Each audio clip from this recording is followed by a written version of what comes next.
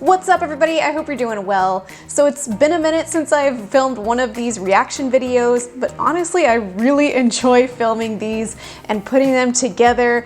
It's just a matter of having enough time to film one because it takes way longer to do one of these videos than my usual style of video, but today is the day. I got some time and we're going to react to The Therapist from Crazy Ex-Girlfriend. Now, I'd never really heard of the show Crazy Ex-Girlfriend until I was reading through your comments from my reaction video to The Therapist in Never Have I Ever, and so many of you thumbsed up a comment asking me to react to The Therapist in Crazy Ex-Girlfriend that I had to go check it out. Now, I did a little bit of Googling and found out that The Therapist doesn't make the first appearance in the show until episode 7 of season 1, so I just got my little primer by watching the first 2 episodes, kind of learned through, online wiki about what happens between episode 2 and episode 7, and we're gonna pick up together on episode 7 where I'm gonna see the therapist from the show for the very first time together with you and react to it. And if this is your first time around here, welcome. This is Private Practice Skills. I'm Dr. Marie Fang. I'm a licensed psychologist in private practice. I like to teach fellow therapists about how to start and grow a private practice, and I also like to create fun, also educational content around reacting to therapists and media. And that's what we're doing today. So let's dive into it. If you're not familiar with the show Crazy Ex-Girlfriend, it's a CW show. It's also available for streaming on Netflix. And it's about this woman named Rebecca who is very unhappy with her life, potentially clinically depressed, and she basically uproots her entire life to effectively kind of stalk an ex-boyfriend from high school. One aspect about this show that I found very entertaining so far is Rebecca has an incredibly vivid imagination. So something can kind of trigger a memory and then she might be imagining a musical number in the middle of her workday, for example, and you get to kind of experience that imagination together with her. It almost looks sometimes like hallucinating, but I don't think she's actually supposed to be hallucinating. I think we're just kind of experiencing her embellished imagination together with her. The therapist in this episode is Dr. Noelle Akopian, I'm not sure if I'm pronouncing that correctly. She is supposed to be a psychiatrist, so that'll be an interesting angle here, and she's played by Michael Hyatt. Again, I haven't watched any of the therapist parts yet, so we're going to skip to episode 7 where the therapist makes an appearance. Basically, my understanding of what's happened so far in this series is Rebecca has just made an absolute mess of her entire life as she's been kind of crazily stalking her ex-boyfriend as a means to attempt to seek happiness because she's incredibly unhappy. And where we hop into this episode in episode 7 is she's just kind of conjured up Dr. Phil in her imagination who's told her that she really needs to seek help when she was frantically looking for some meds that she had previously dumped down the drain that she had been prescribed before. Okay, that was a mouthful. Let's hop straight into episode 7 where Dr. Akopian makes her first appearance. Akopian? What? Sorry if I'm saying it wrong. Thank you so much for seeing me on such short notice, Dr. Akopian. What can I help you with? Yeah. Oops. I'm not myself right now. We're always ourselves, Rebecca. Right. Yeah. No, so I don't feel like myself. This isn't usually how I am. Like, I'm normally very organized and focused. Let's delve into your childhood. Oh. Oh dear. This is not what therapy is like. Okay, here's the thing. If you're first meeting a therapist for the very first time, you wouldn't say something like, what did she say? Like, you're always yourself? Like, no, you would say like, oh, tell me about how you're not feeling like yourself. What do you think is different? Exploratory questions, right? This is an assessment. I take it that this is their first session at least. So this is an assessment. This is a great opportunity for Dr. Akopian to ask questions so that she can better understand who Rebecca is. But here we are, we're diving into childhood, a few seconds into our session. So TV magic at its finest. Let's see what happens. I was afraid you'd say that. Okay, so I've been through the therapy ringer. I've rehashed my childhood a ton, and I don't really want to do it again. Like, for me and for you, frankly. I don't want to put that on you. So here's what I need. I need these. Those are the meds I was on in New York. Oh my God. How did your body react to all this medication? You must not have been able to feel a thing. Exactly. Numb as they come. So scribble, scribble on your pencil pad. Rebecca, your doctor in New York is a quack. He gave you a Band-Aid, not a cure. My method would be to do some digging and figure out what's really going on inside your mind. Okay, hold on. This feels like deja vu because I've reacted to the therapist from In Treatment Season 4, and there was a very similar issue going on there where her client really wanted to have some meds, and immediately the therapist just labeled it as like medication seeking. Maybe that's exactly what's happening here. I don't want to say that that's not a thing, but you would never jump straight to that conclusion saying, oh, pills are not the solution. Your old therapist is a quack. We're just like seconds or minutes into this therapy session. Now, if this were really my client who's coming in saying, I don't want to rehash my childhood, I was seeing this therapist where I lived before and they prescribed me these meds, I found them helpful, I would be really interested in potentially getting permission to talk to that previous therapist, or maybe it's a prescribing physician, to say, I'd be really interested to hear what it is that they thought was going on for you, that they prescribed these meds and all of that. There's definitely a story there, even if the story does wind up being that the previous person, therapist, doctor was a quack. But I'm gonna go find that out for myself. I'm not gonna just draw that conclusion out of thin air. Now, it is worth pointing out that Dr. Akopian is a psychiatrist, not a psychologist. So a psychiatrist can prescribe medications, and a psychologist, whether we want to or not, cannot prescribe medications. So that's a difference, just in case you needed to know that distinction. Let's just see where it goes. Then we can discuss the appropriate medications. So that's great, but I need to be better by Monday. It's a work thing, so... We doing this? No, we're not. Okay, this is definitely not how I would approach this. I would want to get to know more, like what's going on Monday that you're thinking you need these meds for. Let's try to problem solve through it.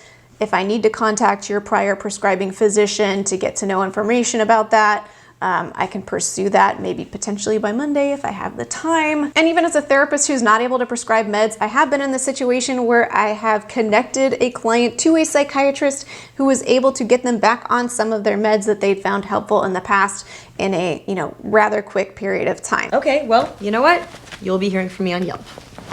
Ooh. Where is your restroom?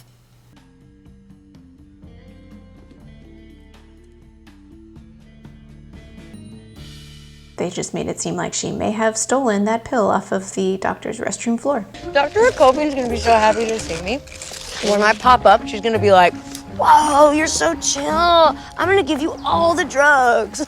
Here, Dr. Akopian! Dr. Akopian! Oh my God, it's a prescription pen. I see it. Wait, she wouldn't have left it by the window if she didn't, want someone to take it, right? Wait, what are you doing? You can't fit through there. Yeah, all right. Okay.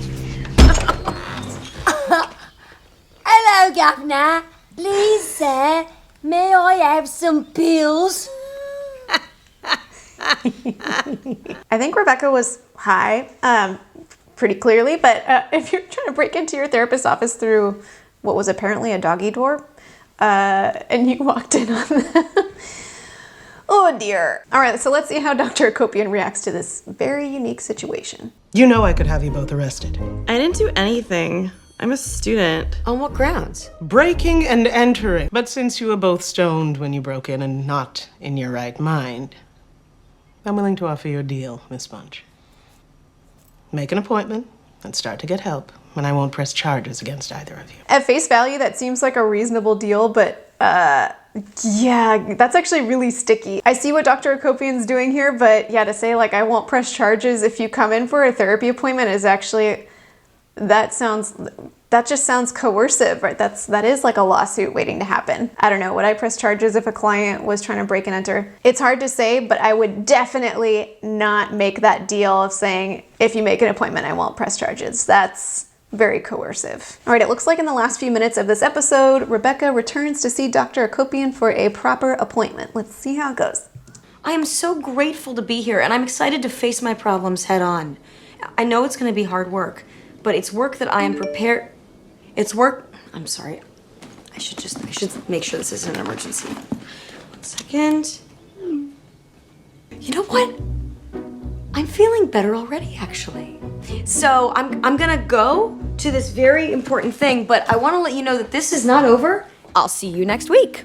I guess that was the whole session. So I think we can tell that right now Rebecca's happiness is very much hinging on what happens with this ex-boyfriend. According to the internet, the next time that Dr. Akopian makes an appearance is episode 14. So I don't know, is she seeing Dr. Akopian this whole time and we're just not observing it? But let's jump to episode 14 and see what's going on with Dr. Akopian there.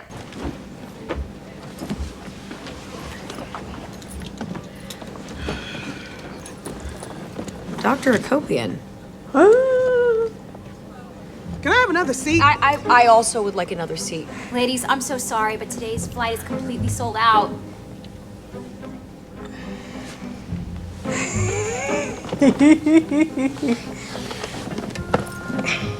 So, we're stuck together for the next 5 hours. You want to give it a go? Do some therapy? Okay. No. Maybe as far as we know, they haven't been meeting this whole time. I'm not sure.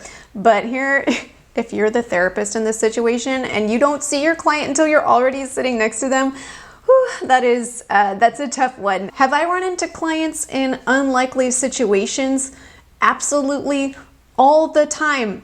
All the time. It kind of blows my mind how often I run into my clients. Now, it's worth noting when we run into our clients outside of the office, we are required by law to not acknowledge that we know them, because if we acknowledge that we know them, we break confidentiality, and it's our clients' rights to keep it private information that they're seeing us or that they've seen us before as their therapist. This is something I go over with all of my clients in the first session because it does happen so often. I just say, hey, if we cross paths outside in the real world, the grocery store, or wherever, I will choose not to acknowledge you, and that's just to protect your privacy. And if you want to acknowledge me, you're welcome to, but you don't have to. I won't be offended. But then to go on and say we're stuck together for 5 hours, you want to give therapy a go,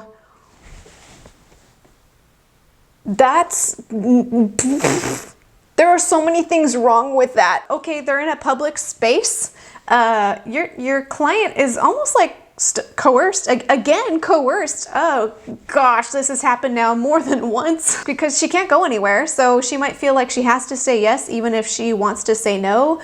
What are the boundaries of that counseling relationship? I mean, is she paying for a 5-hour session?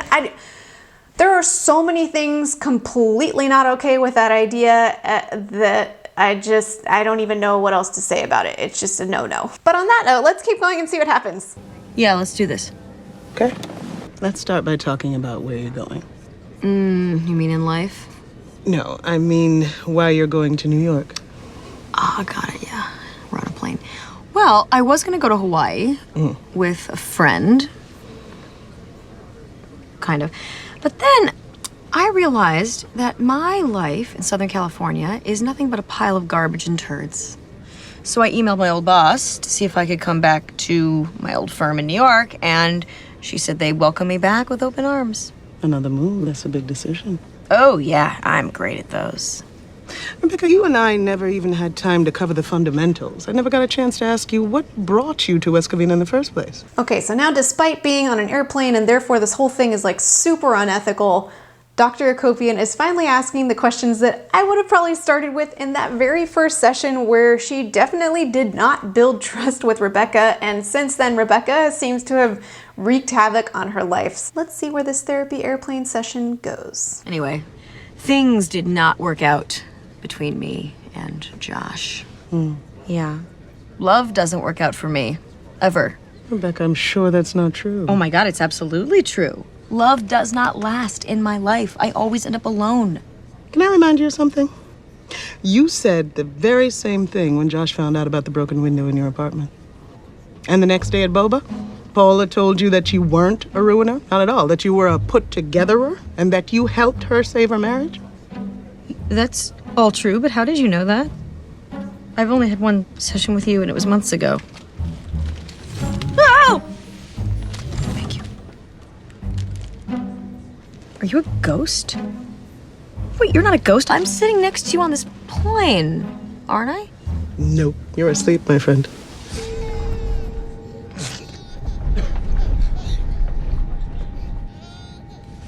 Oh, right. I sat down next to you. You said, well, we're going to be stuck together for the next 5 hours. Might as well do a therapy session. I said, cool. But then I downed a couple sleeping pills with a Bloody Mary. I'm sorry. Listen up, honey. You obviously don't understand why I'm here. So I'm gonna break it down.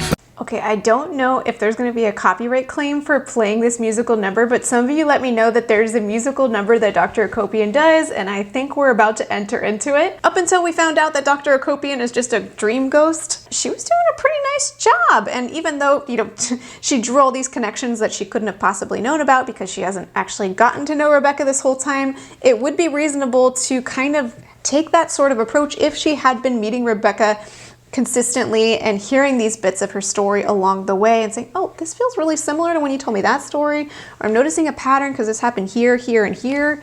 That's the type of thing I do a lot with my clients, and the things that seem like obvious patterns, when it's our own lives, we don't necessarily notice that, and those can be really helpful moments for somebody else to say, oh, you're doing that thing again. It's the same thing you did the other time. Did you notice that?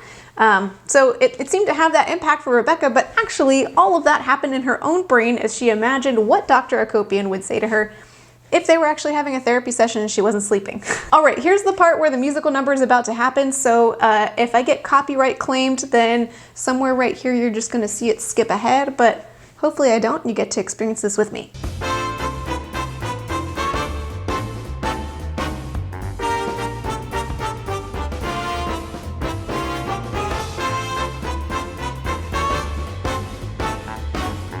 All right, are you ready? Well, come with me. Where are we going? We're beginning our journey, our spectral vacation. Here we go. Oh, we're starting with a puberty memory. Harsh. Why are we doing that? I go where the pain is. Can you just admit that? You say love never works out for you. Let's see if it's really true. In Dream Ghost, Dr. Akopian's defense, following the pain is really a lot of what therapy looks like. Like, where does it hurt the most? Let's put that under the magnifying glass a little bit and see whatever you're fearing or experiencing pain about is really accurate, if it's really true. And so whether it looks like going back to an old memory where some of the pain really started, or seeing how it's manifesting today, some version of going to where the pain goes is, yeah, that's what we do. Are you not happy to see me? Of course I'm happy to see you. This is the greatest surprise ever. Oh. So, West Covina wasn't the first time you made a rash decision to try to win back the man you love. That's not, the two aren't. No, they're two different situations. I mean, clearly, my mother had been keeping us apart and we were meant to be together. Just that. Hi, Naomi. Silas? No. Mom, no. God, I hate this part. This is when she ripped me away from him. He loved me, he did, but of course I couldn't have that. Becca, get your things and get in the car. No. Becca? Tell her. Go in the car for a moment while your mother and I talk. Okay, and I know what happened next. She ruined everything. There's nothing more. Listen.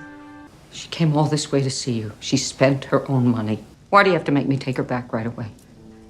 Can't you just spend time with her for a couple of days? I wasn't prepared. Prepared for what? She's your child. Please don't tell her. She won't understand. Don't worry, I won't tell her. Not for your sake, but for hers. She never told me any of this. Why? Because she didn't want to hurt you. Because someone did love you. Someone still does. Things really shift. We're dabbling in science fiction. That's what just happened. But it was a really lovely scene. And so I don't know, it kind of shifts what role Dr. Akopian has in her life and kind of makes me wonder, is Dr. Akopian supposed to be some more magical person with powers to show parts of reality that otherwise weren't accessible within Rebecca's memory? Who knows? But it makes for good TV, so. See, there is love in your life. You just have to know how to find it. Okay, with all due respect, a mother's love, that's the bare minimum. I mean, geez, serial killers have mothers that love them. God, and this just only proves my point. It's like I said, love never lasts. Nobody really cares about me. Look, I didn't show you that last memory to upset you. I wanted you to see that sometimes love comes up in unexpected places. Oh, love comes in nice ways, is that right? Take, for instance, sophomore year. Harvard, that play you were in? Wait, that play? That wasn't fun and I quit halfway through. Why is that important? Something very important happened to you there. All right, fine. We going back to college? Mm-hmm. Great. Let's gain some weight. Ahab, can't you see? Okay, so I loved being in a play. But that's not a person. So how is that real love? Love doesn't have to be a person. It can be a passion. And that passion has sustained you for much of your life, hasn't it? I guess it has. Yeah. Yeah, when things get tough, it's how I understand the world.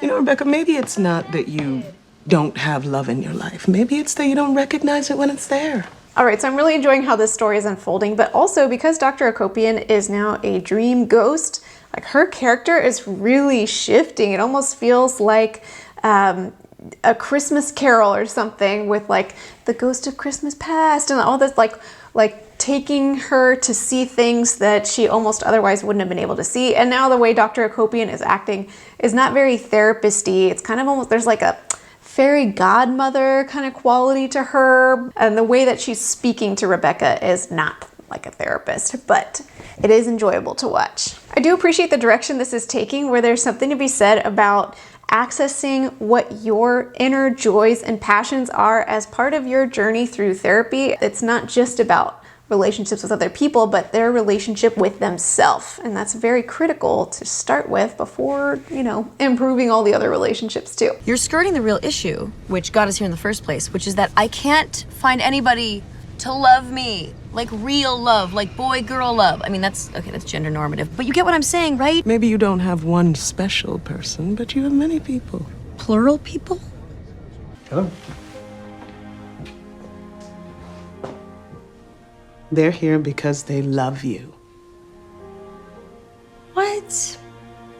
No. Okay, so Dr. Akopian now just took Rebecca to a present moment situation where all of her friends in this room don't know where she is right now. They don't know she's on this plane to New York, and so they're freaking out trying to find her, thinking she's missing. So things have really sci-fi'd for us. I did not see this turn coming in the storyline. If I had the capacity to do that with my clients, you could charge a lot more money. That's just way too much power. I don't actually want that power, but Dream Ghost Dr. Akopian has that power in this show, apparently. Can't believe my cookie is moving away. We had some really great times together. She was the best employee I ever had. She helped me believe in myself for the first time, like, ever. She helped me with my marriage. Okay, so all these people are technically here, but that doesn't necessarily mean they love me. West Covina was the first place that you acted like a person. And because of it, you forged true relationships. Look how worried they are. Look at how everyone cares about you. There's a lot of love in your life, Rebecca. If you opened your heart to the possibilities of all kinds of love, something good might happen. Wake up, Rebecca. Yeah. Everything you said was right. I didn't say anything. You've been busy sleeping, and I've been binge-watching Broad City. Right, because it's all a dream, and you were a ghost, but now you're gonna do something all winky, and I'm gonna go, wait, it was all real. I think you need more therapy than I initially thought. Maybe you should come in twice a week. Yeah, okay, whatever you say, but oh my gosh, you changed my life, Dr. Dream Ghost Akopian. It's kind of funny because Dream Ghost Dr. Akopian is clearly a very different character than real life fictional character Dr. Akopian. Well, according to Google, that's the last we see of Dr. Akopian in season 1. What a turn of events. I was so surprised when I realized that Dr. Akopian was in Dream Ghost mode. And then the show, she got a lot more therapeutic, but also, like I said, fairy godmother. Overall, I'm finding the show very enjoyable. And is Dr. Akopian's character a genuine reflection of a therapist? No, but one thing I do appreciate is that the show doesn't try to pretend that Dr. Akopian is a representation of what a therapist or a psychiatrist would be like in real life. They clearly just kind of morph her character into this kind of more magical character than reality-based characters. And so in that sense, it doesn't feel like as much like it's marring the name of therapists as can be the case in some fictional media where therapists are portrayed so negatively that it kind of It rubs me the wrong way because it can kind of further stigmatize the idea of going to see a therapist when not all therapists are bad. What an entertaining show Crazy Ex-Girlfriend is. I'm definitely gonna go back and actually watch the rest of the episodes because I did just skip to the parts with Dr. Akopian, but it was still very entertaining to watch her. And great job, Michael Hyatt, playing the character. I hope you enjoyed watching this reaction video as much as I've enjoyed creating it. And before we close, I'd like to thank TherapyNotes.com for sponsoring this video. TherapyNotes helps with scheduling notes and billing. They have a HIPAA-secure telehealth platform, so for all you therapists out there watching this video, if you'd like some help managing your practice, you can check out Therapy Notes for 2 months for free just by clicking the link in the description of this video. Well, the whole reason I ended up reacting to Crazy Ex-Girlfriend is because you all left comments and liked each other's comments from my previous reaction video saying, hey, you should react to Dr. Akopian and Crazy Ex-Girlfriend, and here we are. So leave a comment below letting me know what other therapists and media you might like me to react to next. And until next time, whether you're a therapist or not, from one therapist to whoever you are, whomever you are, I wish you well.